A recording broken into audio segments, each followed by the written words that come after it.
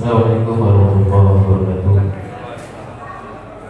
Mohon untuk Bapak Ibu adik semuanya untuk berdiri sejenak untuk kita bersama-sama untuk membaca salawat Nabi.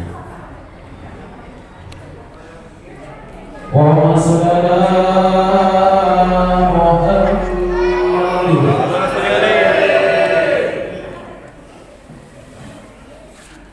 Ya Nabi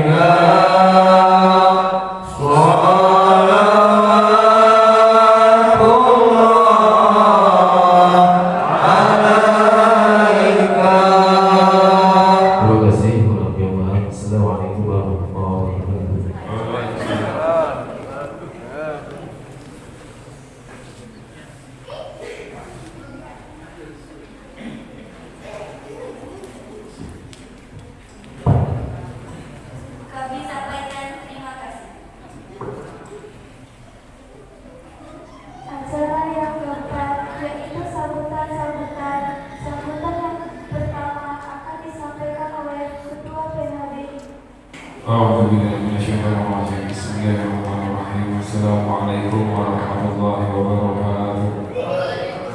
Kami hormati dan kami muliakan Bapak Ustaz Abid Salim Al-Hafiz yang alhamdulillah pada malam hari ini bisa hadir di tengah-tengah kita.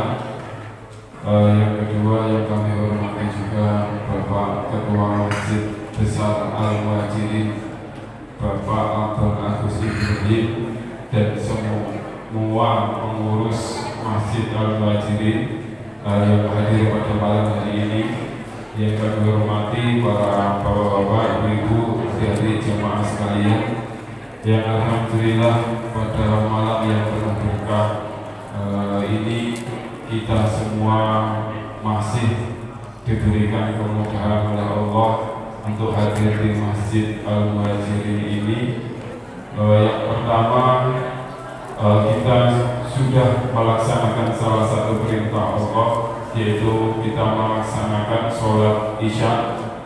Yang kedua, kita melaksanakan sunnah dari Nabi kita Muhammad SAW. Kita melaksanakannya secara berjamaah dan kita juga sudah selesai melaksanakan salah satu amaliyah setiap bulan suci Ramadan, yaitu kita melaksanakan sholat sunnah tarawih dan sholat sunnah witir. Mudah-mudahan dengan niatan kita, setiap ibadah kita yang hanya mengharapkan keridhaan dari Allah Subhanahu wa Ta'ala, mudah-mudahan Allah menerima ibadah kita semua. Amin ya rabbal alamin. Alhamdulillah, puji syukur kehadirat Allah Subhanahu wa Ta'ala. Yang selanjutnya tak lupa dan tak henti-hentinya untuk kita senantiasa menyanjungkan sholawat salam kepada junjungan kita Nabi besar Muhammad Sallallahu Alaihi Wasallam beserta keluarganya, sahabat-sahabatnya dan para pengikut-pengikutnya yang setia hingga akhir zaman. Bapak-bapak, ibu-ibu, adik-adik, jamaah sekalian, untuk sambutan dari PHBI tidak panjang lebar, ini ada salah satu permohonan untuk para jamaah sekalian, di mana ini ada sedekah yang mudah-mudahan sedekah yang diberikan hadir pada malam hari ini jamaah sekalian yang diniatkan untuk mengharapkan ridha dari Allah Subhanahu wa Ta'ala dan barokah dan fadilahnya diaturkan kepada almarhum Bapak Abdul Basar bin Tegengan. Mudah-mudahan dengan sarana keikhlasan kita untuk membacakan surah Al-Fatihah, mendoakan almarhum, mudah-mudahan Allah menjadikan berkah, menjadikan asbab Allah mengampuni dosa-dosa Bapak Abdul Basar bin Tegengan dan melapangkan kuburnya, menjadikan ahli surga Allah Subhanahu wa Ta'ala. Alhamdulillahil Fatihah. A'udzu billahi minasyaitonir rajim. Bismillahirrahmanirrahim. Alhamdulillahi rabbil alamin arrahmanir rahim maliki yaumiddin. Iyyaka na'budu wa iyyaka nasta'in ihdinas siratal mustaqim. Siratal ladzina an'amta 'alaihim ghairil maghdubi 'alaihim waladdallin. Amin. Demikian, terima kasih yang bisa kami sampaikan. Selanjutnya untuk Mau'izatul Hasanah nanti akan disampaikan oleh Ustaz Abidin Salim, di mana dengan hadirnya kita ini mudah-mudahan untuk menambah pemahaman ilmu agama kita dan untuk bekal amaliyah kita sehari-hari. Mudah-mudahan dengan niatnya kita untuk hadir di masjid ini untuk pola berilmi, untuk mengaji, untuk menambah keilmuan agama kita, ini menjadikan bekal kita baik di dunia wal akhirah. Karena salah satu ibadah yang terbaik adalah mencari ilmu. Itu yang diwajibkan bagi kita dari ilal ladina mungkin demikian. Kurang lebihnya mohon maaf, nanti akan kalau terlalu panjang lebar nanti yang ceramah hanya sebentar. Jadi mungkin demikian dari kami, kurang lebihnya mohon maaf. Wassalamualaikum warahmatullahi wabarakatuh.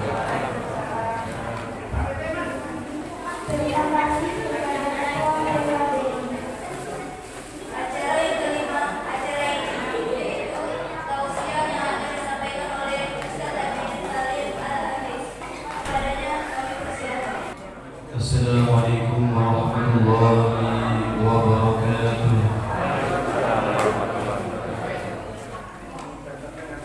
Alhamdulillah, alhamdulillah alladzi hadana li hada wa ma kunna linahtadiya laula an hadana Allah. Asyhadu an la ilaha illallah. Allahumma shalli wa sallim wa barik ala sayyidina Muhammad wa ala ali sayyidina Muhammad wa ala azwaji sayyidina Muhammad wa ala tabi'ina bi ihsan ila yaumiddin. Amma ba'd. Faqala Allah Ta'ala fi kitabihil karim, wa man yu'azzim sya'airallah fa innaha min taqwal qulub. Sadaqallahu adzim. Alhamdulillah, puji syukur kepada Allah yang telah melimpahkan nikmatnya, karunia-Nya. Karena Allah telah mengasihkan kita hidayah, sehingga Allah kenalkan kita pada Islam, sehingga Allah menciptakan gerakkan kita untuk melakukan amalan-amalan sehingga kita sampai sekarang melakukan amalan-amalan yang diridhoi oleh Allah. Yang kedua, alhamdulillah kita ini sebagai umat baginda Nabi Muhammad sallallahu alaihi wasallam, baginda Nabi Muhammad sallallahu alaihi wasallam yang paling mulia, Sayyidul Anbiya, Sayyidul Mursalin, pimpinannya para nabi dan pimpinannya para rasul. Alhamdulillah, termasuk kemuliaan umat baginda Nabi itu umat-umat sebelum kita, yaitu umat-umat Nabi Musa, umat-umat Nabi Isa, dan setelah yang sebelumnya lagi umat Nabi Nuh. Ini tidak akan masuk surga kecuali umat baginda Nabi masuk surga dulu. Sebelumnya kita izin dulu, kita berterima kasih kepada Bapak Ketua Masjid, Bapak Agus, dan teman-teman perangkat masjid dan anggota-anggota masjid yang memberikan kita amanah untuk menyampaikan sebuah risalah, sebuah ilmu atau mudzakarah ilmu tentang pentingnya kita ini, hikmahnya nuzulul Quran. Mulia, nuzulul Quran ini adalah salah satu cerita sejarah yang besar, karena di dalamnya memuat perkara yang sangat perlu kita ambil ibrah pelajaran di sini. Sebelum juga kita harus tahu nuzul Quran itu apa, yaitu turunnya Al-Quran. Jadi Al-Quran itu diturunkan di bulan Ramadan. Jadi bulan Ramadan ini adalah turunnya Al-Quran di bulan Ramadan. Dalilnya apa? Dalilnya inna anzalnahu fi lailatul qadar. Maka ada sebagian pendapat ini Al-Quran ini diturunkan di malam Lailatul Qadar. Jadi malam bulan Ramadan yang di situ dirahasiakan ada malam Lailatul Qadar. Jadi kalau di Madzhab Syafi'i itu malam Lailatul Qadar itu dianjurkan kita sungguh-sungguh di 21 ganjil sampai ke 29. Al-Mulia ada pendapat lain diambil dari firman-Nya Allah, Syahrul Ramadan alladzi unzila fihi al-Qur'an hudan lin-nasi wa bayyinatin minal huda wal furqan. Jadi diturunkan Al-Quran adalah di bulan Ramadan, Syahrul Ramadan alladzi unzila fihi al-Qur'an. Bulan Ramadan alladzi, bulan yang unzila diturunkan itu adalah Al-Quran. Jadi ada pendapat lain di juz 10 itu yaumul taqal jama'an, ketika hari itu pertemunya dua pasukan antara orang Islam dan orang-orang non-Islam. Ketika bertemu itu di bulan Ramadan dan di tanggal 17 Ramadan. Maka pendapat dari Madzhab Syafi'i, ada sebagian pendapat Madzhab Syafi'i ini berpendapat bahwa Al-Quran ini diturunkan di 17 Ramadan. Begitu. Ini dari teori. Nah, nanti ditanya bingung saya tadi. Terus Al-Quran ini ketika turun itu di Lauhul Mahfuz sana, turun ini secara keseluruhan, terus turun di langit bumi, di langit bumi yang langit pertama itu terus diturunkan secara bertahap melalui malaikat Jibril, dan ayat pertamanya dan surat pertamanya adalah Al-Qalam itu. Iqra itu, Iqra bismi rabbikal ladzi aqra terus sampai berapa ayatnya. Hadirin mulia, Al-Quran ini adalah mukjizat yang paling besar. Jadi kita ini salah satu tanda wa may yu'azzim sya'airallah fa innaha min taqwal qulub. Salah satunya tanda takdim kita, tanda hati kita ini min sya'airillah wa may yu'azzim sya'airillah fa innaha min taqwal qulub. Tanda takwa hati kita ini sudah ada getarannya, yaitu kalau kita ini dalam syiar Islam kita ini mengagungkan. Seperti apa? Seperti sholat ini syiar Islam. Kalau kita agungkan berarti ini ada tanda takwa qulub.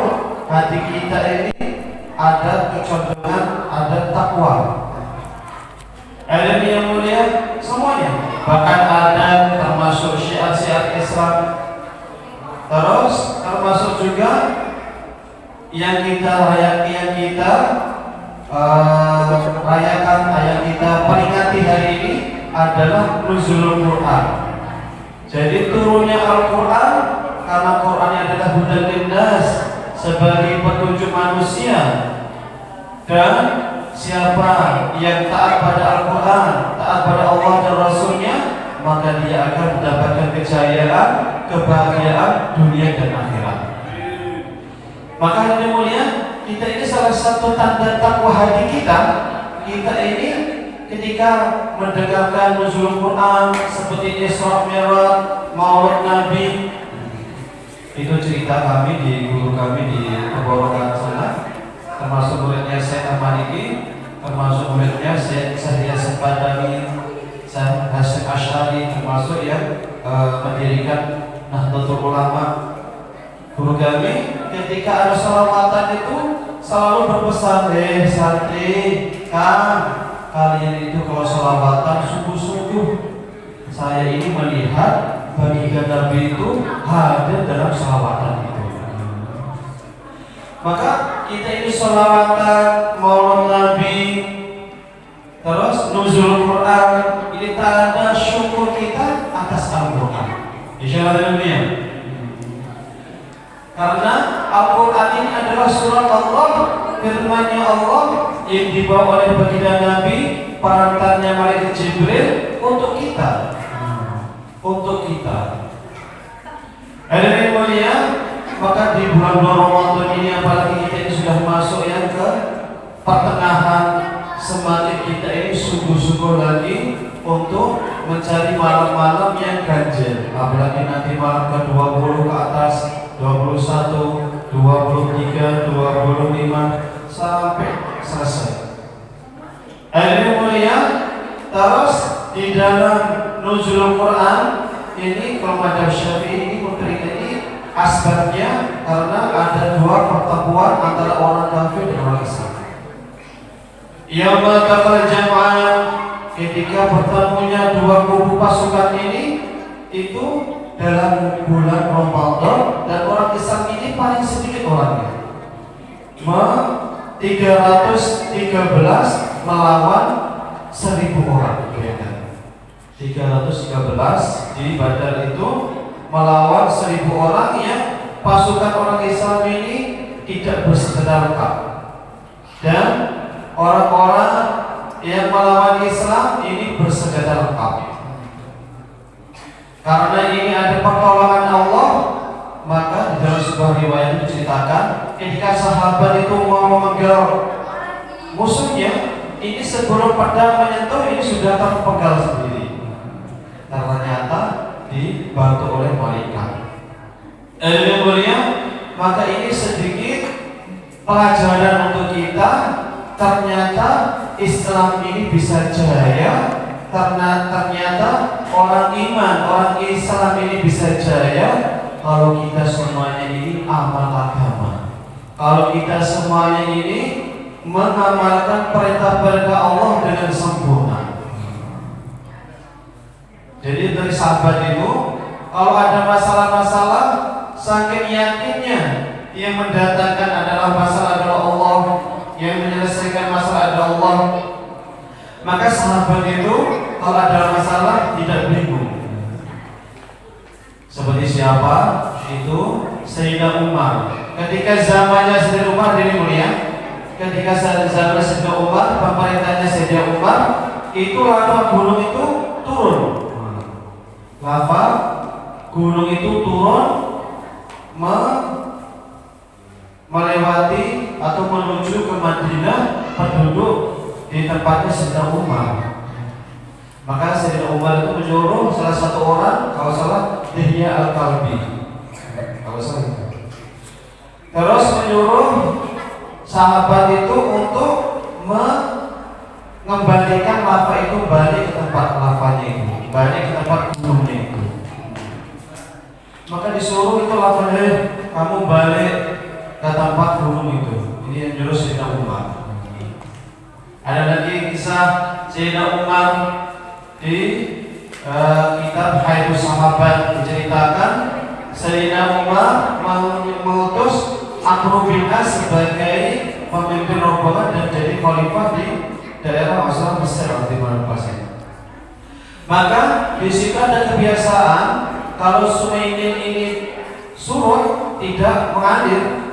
Jadi dulu itu sungai Nil pernah surut, pernah tidak mengalir, pernah kering.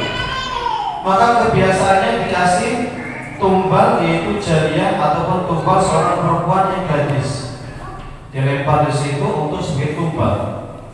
Sehingga cerita dilarang oleh Amr bin As sebagai khalifah itu, dan biasanya kalau yang tumbal itu airnya ini mengalir.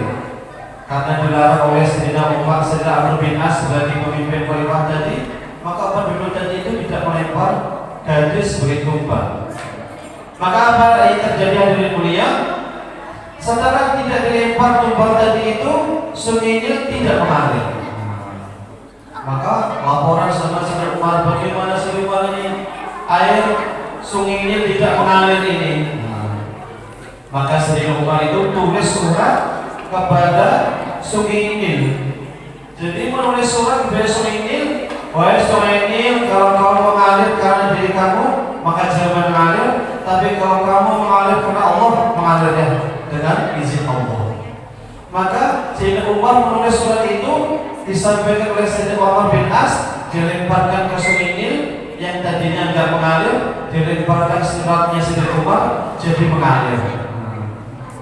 Jadi namanya mulia, ini salah satu barokahnya kalau orang ini taat kepada Allah. Istilahnya kalau Jawa itu idu geni, Mas Fikar.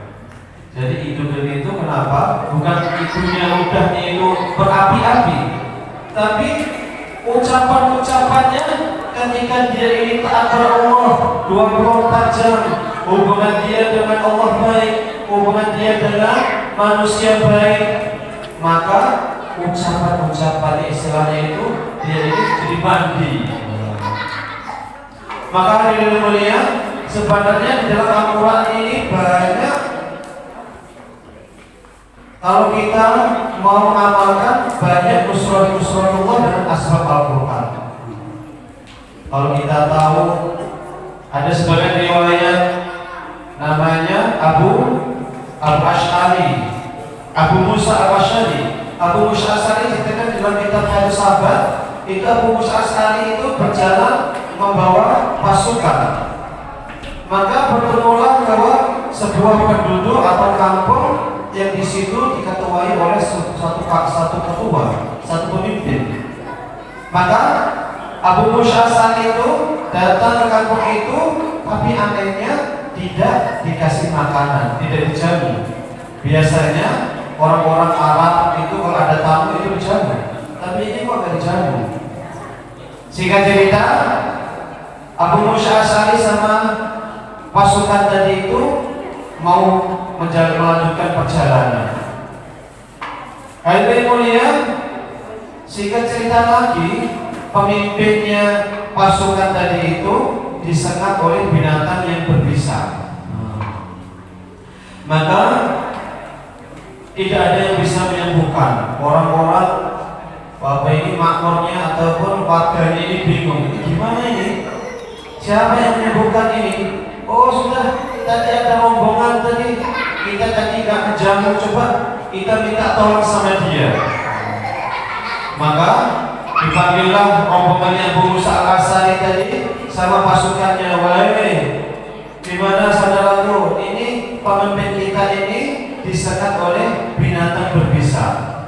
Coba kita ini minta tolong, nanti kalau kalian bisa menyembuhkannya, nanti akan kita kasih hadiah. Sehingga cerita Abu Musa al-Asy'ari itu membaca satu ayat, satu surat di dalam Al-Quran. Dibaca terus ditiupkan sama orang yang kena penyakit bisa itu, penyakit disekat binatang yang berbisa itu langsung sembuh. Dan tadi saya bayarnya kasih hadiah binatang ternak berapa ekor gitu, saya lupa jumlahnya. Maka dibawa oleh baginda Nabi hasil hadiah tadi itu. Tanya sama Sayyidina Abu Musa al-Asy'ari, kalau tahu kamu tadi membaca apa? Beliau membaca umul kitab Al-Fatihah itu. Jadi dalam surat Al-Fatihah ini, kalau kita yakin Bismillah ditiupkan di air, orang sakit sembuh. Maka kita ini kalau nanti ada yang sakit dikasih air, tiupkan Bismillah, Al-Fatihah, diminumkan, insya Allah sembuh dengan izin Allah. Hadirin mulia, banyak di dalam Al-Quran ini kalau kita amal-amalkan akan terjadi nusratullah. Kata guru kami sebenarnya orang Islam itu cukup Bismillah aja, kalau dia makbul itu apa-apa bisa rontok di langit sana. Seperti apa? Seperti Uwais Al-Qarni. Uwais Al-Qarni itu adalah seorang tabi'in, ya, tidak melihat baginda Nabi, tapi beliau ini merasakan baginda Nabi itu selalu merasakan kehadiran baginda Nabi. Uwais Al-Qarni itu berjalan membawa pasukannya naik kapal, maka kapalnya itu di tengah ombak, diterjang ombak, kapalnya itu pecah karena dulu kapal itu dengan papan, dengan kayu. Maka waspada ini tidak bingung, maka memuji Allah. Terus beliau ini Bismillah jalan di atas air. Jadi hadirin mulia, ini sebuah cerita orang-orang sebelum kita. Jadi untuk mendapatkan kebahagiaan dunia akhirat, pertolongan Allah dunia akhirat, ini dengan takwa. Maka tadi kita dibacakan oleh adik-adik kita, ya ayyuhalladzina amanu kutiba alaikumus syiyam kama kutiba alal ladzina min qablikum la'allakum tattaqun. Kita ini puasa biar apa? Kita ini takwa. Kalau kita takwa, beres semuanya. Kalau kita takwa, beres semuanya. Ini yang dipahami oleh orang-orang yang pertama, yaitu baginda Nabi Muhammad SAW, yaitu para sahabat, orang-orang setelahnya, yaitu tabi'in, tabi'ut tabi'in, orang-orang soleh. Jadi kalau kita takwa, masalah beres semuanya. Masalah perdagangan, masalah keluarga, masalah pertanian. Ini ada sahabat dia ini bertani.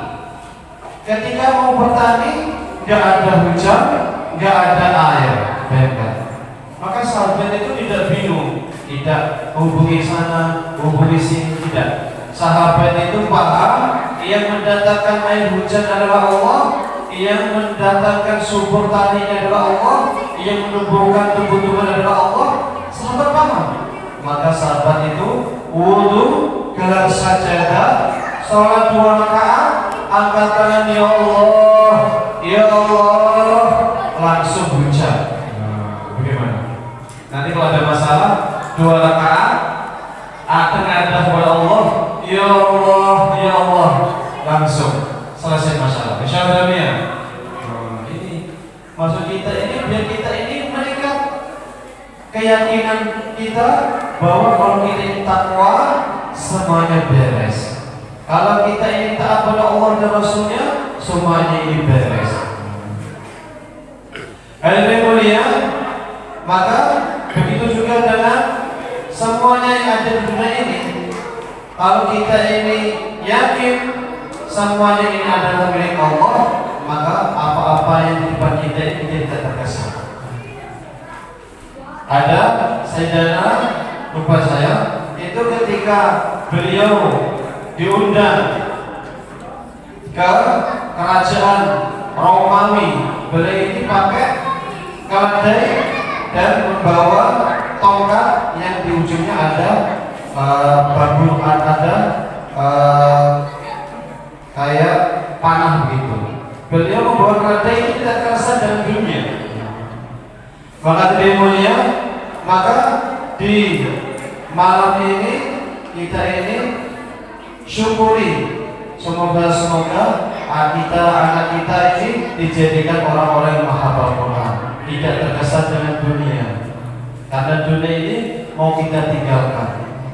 Saya teringat itu ada firman-Nya Allah, ada sabdanya Nabi Muhammad SAW, orang-orang yang anaknya punya anak yang dia menghafal Quran, di sebelah riwayat itu dia akan dipakaikan mahkota, orang tuanya dipakaikan mahkota yang sangat indah, apalagi anak itu.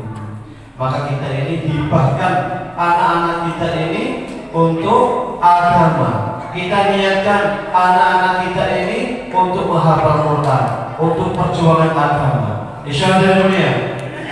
Ini seperti ceritanya Imratul Imran ketika beliau ini mengandung, beliau ini bernadar ini di surat Juz 3 surat Ali Imran. Inni nadartu laka ma fi batni muharrara fataqabbal minni innaka antas samiul alim. Beliau bernadar, ya Allah, saya bernadar apa yang di perut saya ini muharrara, bebas dari perkara-perkara dunia. Maka keluarlah Nabi dan keluarlah Siti Maryam, keluarlah Nabi Isa yang akan turun nanti membunuh Dajjal dan membunuh babi-babi. Hadirin mulia, begitu juga orang-orang tua, maka kita niatkan anak-anak kita ini untuk agama. Biar kita nanti ketika meninggal, biar dia berdoa, Rabbi firli wa liwalidayya warhamhuma kama rabbayani shaghira. Termasuk amal jariah kita, termasuk nanti anak-anak kita ini kalau hafal Quran, menghafal Quran, maka kita ini dapat pahala 30 juz. Dia ini dakwah, maka kita dapat pahala dakwah. Maka kita lihatkan anak-anak kita ini semuanya untuk belajar agama semuanya. Hadirin mulia, hadirin mulia, maka masalah-masalah semua yang ada di depan kita, yang duduk, yang mendengar, yang ngomong, semua ada masalah. Maka bagaimana kita ini fokus kepada Allah. Ini ada cerita seorang raja. Ada cerita seorang raja yang kaya raya. Seorang raja yang kaya raya dan dia ini bekerja berpuluhan tahun mengumpulkan harta yang banyak. Maka raja itu setelah mengumpulkan harta yang banyak, dia mengumpulkan masyarakat di tempat dia, di kerajaan dia. Maka raja itu membuat pengumuman, wahai masyarakatku, apa yang kalian lihat, emas yang saya kumpulkan, intan, perak, berlian yang saya kumpulkan, ini yang kalian lihat, siapa yang memegangnya, maka akan jadi milik kalian. Jadi milik yang memegang. Maka setelah diumumkan itu, orang-orang yang mendengarkan masyarakat dari itu, ada yang memegang kunci emas, ada yang memegang permadani emas, ada yang memegang intan, ada yang memegang berlian. Tapi ada yang cerdas. ada satu orang, maka datangi raja. Terus di depan raja, terus setelah itu anak itu memegang raja. Loh, raja tadi itu bertanya, wahai anakku, wahai masyarakatku, wahai wargaku, kenapa kamu memegang saya? Wahai fulan, kenapa kamu memegang saya? Tadi raja bilang, apa yang kamu pegang, apa yang kamu sentuh itu jadi milik kalian. Biarlah teman-teman saya memegang permata emas, berlian, inten, tapi saya teringat ucapan raja. Kalau saya memegang raja, saya berpikir akan mendapatkan raja dan kerjaan raja. Ini sebuah gambaran. Jadi harta-harta pembenaran dunia yang di sini, masalah-masalah yang kita hadapi, semuanya ini adalah dari Allah.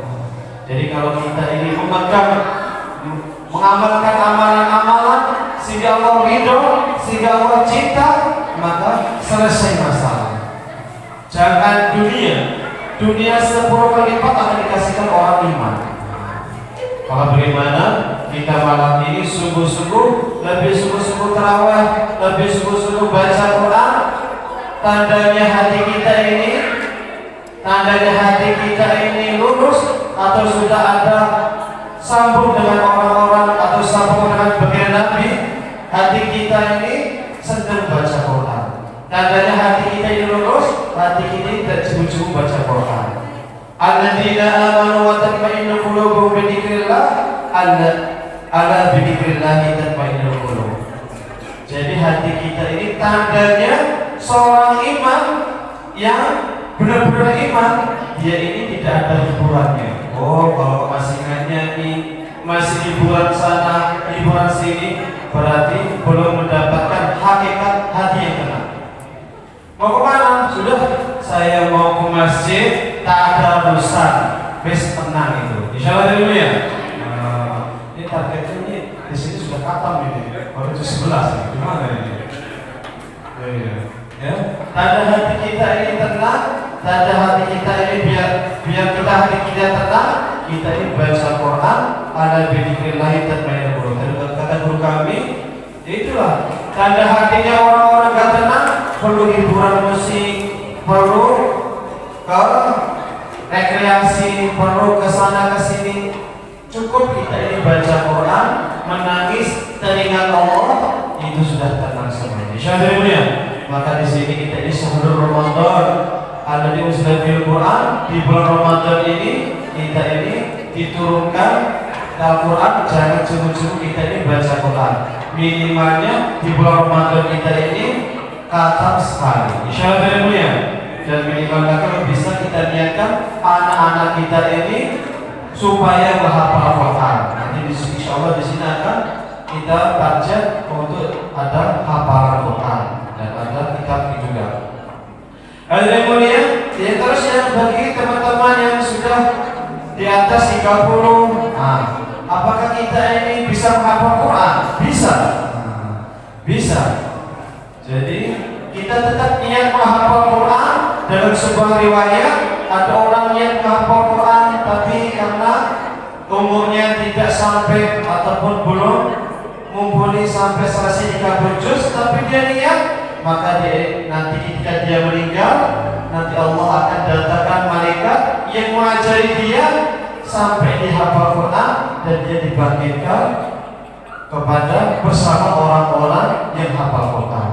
Maka semuanya yang di sini menghafal Quran semuanya, insyaallah dunia, dan niatkan anak-anak kita supaya menghafal Quran semuanya. Kemudian itu dari kami sekilas untuk gambaran pentingnya kita ini menghargai, mengagungkan, karena ini adalah syiar-syiar Islam. Ramadan ditambah lagi ada sejarah ketika 17 Ramadan ini orang-orang Islam melawan orang-orang kafir 313, tidak ada persenjataan lengkap melawan 1000 orang-orang kafir dengan persenjataan lengkap, Allah menangkan di pihak Islam. Dan di sini ada pelajaran juga pentingnya kita ini Meniatkan anak-anak kita menghafal Quran dan diri kita juga. Kita niat menghafal Quran supaya kita ini nanti dibangkitkan bersama orang-orang ahli Quran. Wabillahi taufiq wal hidayah. Wassalamualaikum warahmatullahi wabarakatuh.